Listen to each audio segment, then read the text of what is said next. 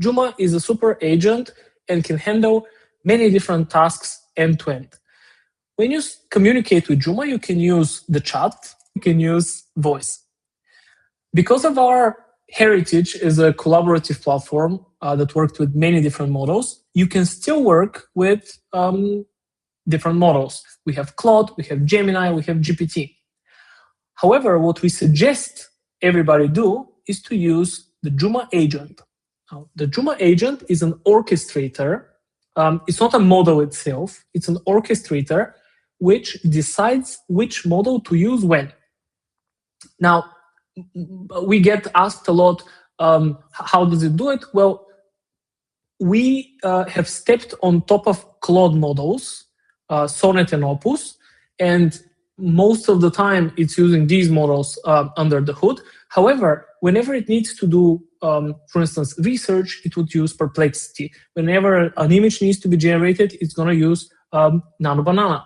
If you need to do something which is important, something that requires a Google search, maybe Gemini is going to be the right choice. Quite often, the way it works is we give all of these models to the agent, and the agent decides on the spot which ones to use. You can work with any type of file. So we've been trying. We are working with 200 different types of files. So if you can't work with some kind of file, drop us a note and we'll add it. So you can upload files and photos. You can upload all types of context and search it.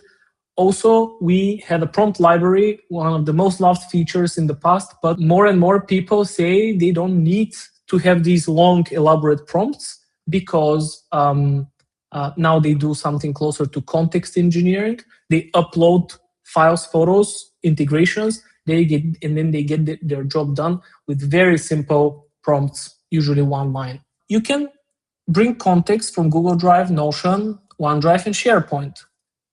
Also, we have been heavily working on allowing you to integrate your favorite tools, and these are HubSpot, Google Analytics, Google Search Console, Google Ads, Meta Ads, and so on. So we are trying to integrate the full marketing stack so that you can easily and natively work with it. Now, many people don't use Juma for marketing. They use it for other use cases. However, we heavily prioritize the marketing stack integrations, and we have decided to integrate the whole marketing stack before going towards other integrations. Now, when you want to get something done, you can simply chat, but since I don't want to waste your time going through a normal chat, I will pull up a couple of chats which I think are very instructive of what you can do with Juma. First of all, I will open this one, and in this case, it's an Excel file which we have analyzed. Now, the Excel file, just so you get an idea of how big it is, it's 4,000 lines of data with 30 columns. So it's lots and lots of data. This was impossible for a large language model to analyze such data. That's why we needed to rethink the product, and as I mentioned, to give a computer to Juma to be able to do these calculations. Now the prompt is, let's plan and execute, analyze the data, show a couple of charts, then create a PowerPoint presentation. The model goes first through a thought process and decides how it is going to approach the task. Then here is the flow plan. Now, analyze Spark performance campaign data. First step, load and analyze data. Second step, build PowerPoint presentation. Third step, build a dashboard website. And then I have said run. It's actually a button usually, and it starts going through the thought process. So thought process loads the campaign data, loads the file, and once it reaches the part to analyze, it actually writes code. So in this case, writing data analysis in chat generation script.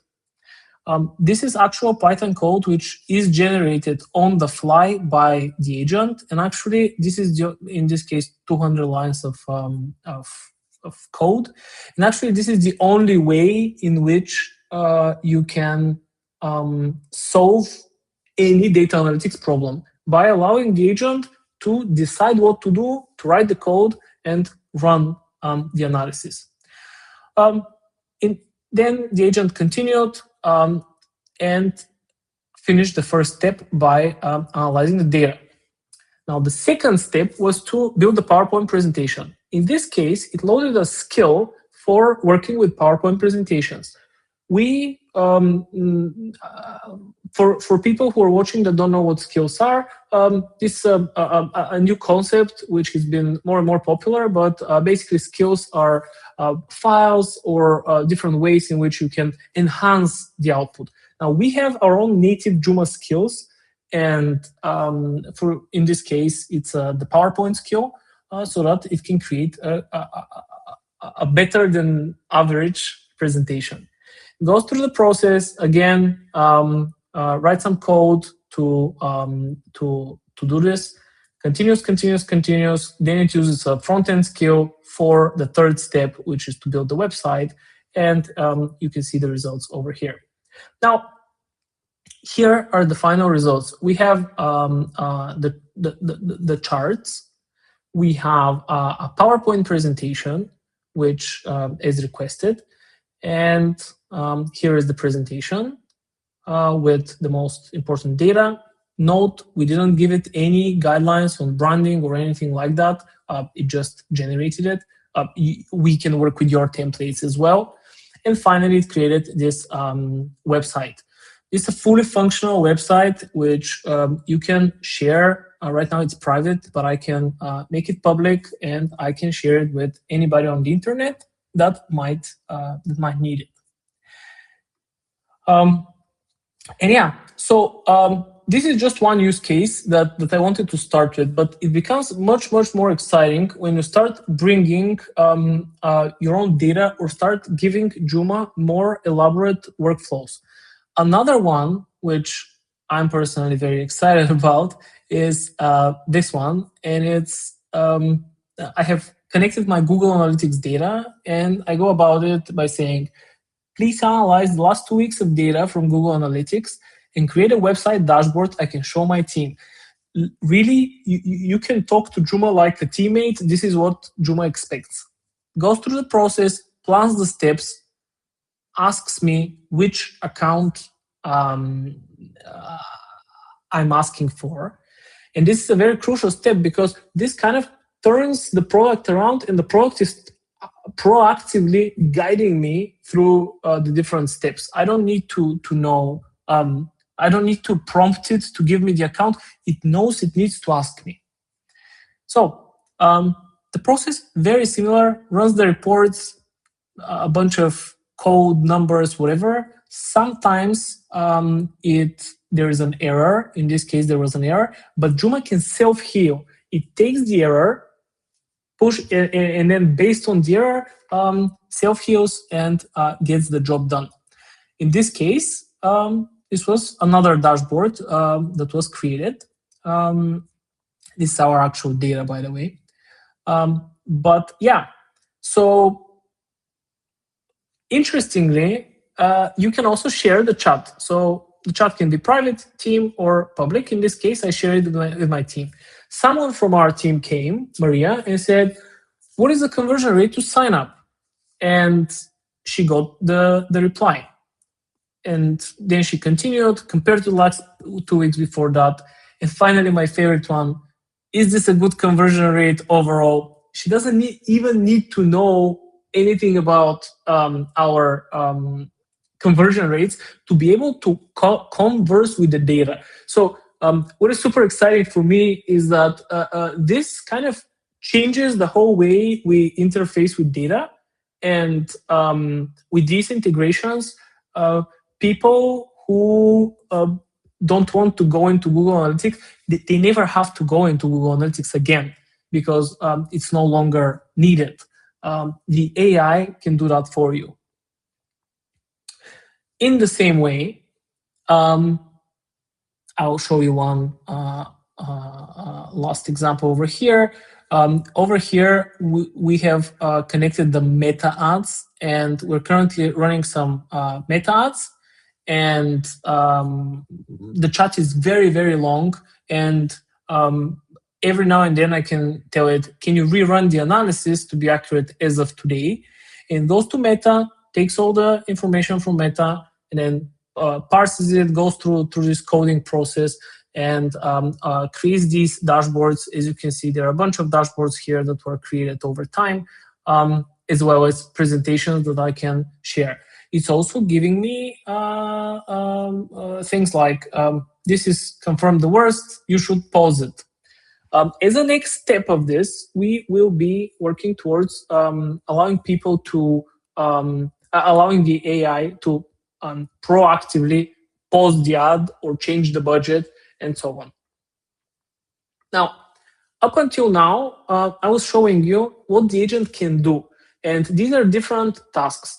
However, for those of you that have seen the online course, we were talking that our mental model for working with AI is there is a task and there is the context for the task. So up until now, we're talking about what tasks can be solved by AI.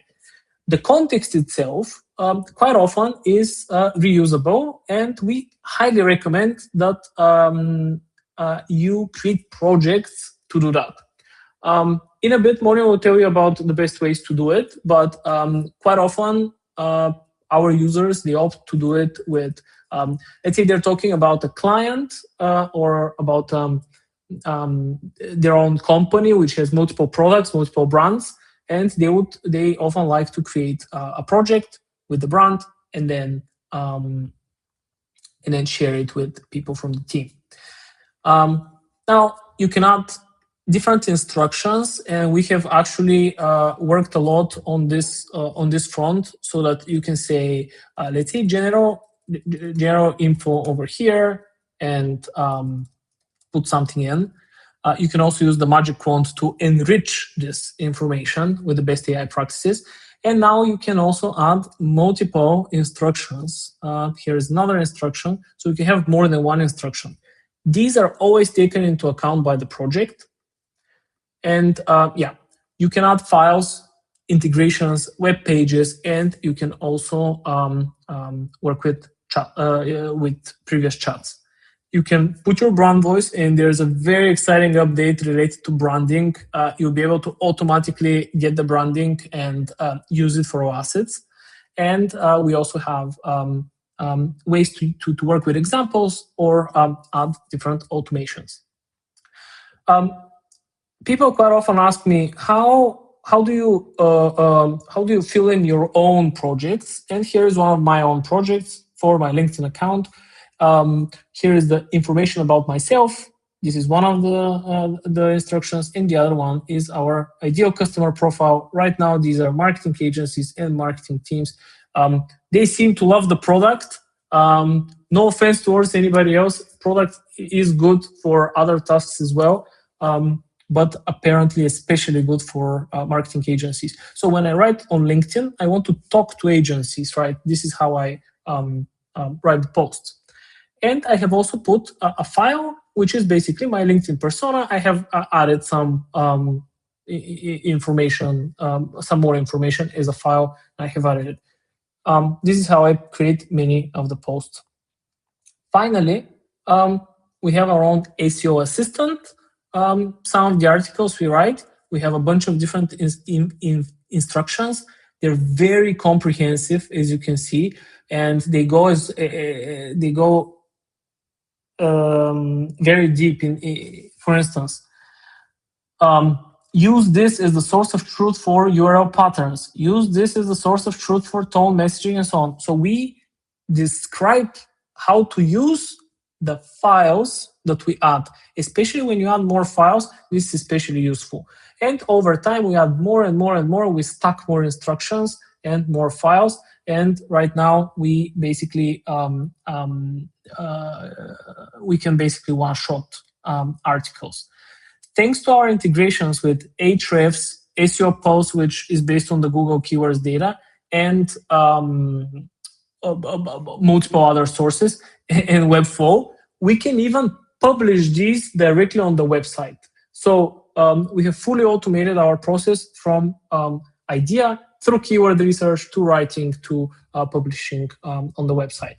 Of course, all of them taking into account our unique way that we write these articles.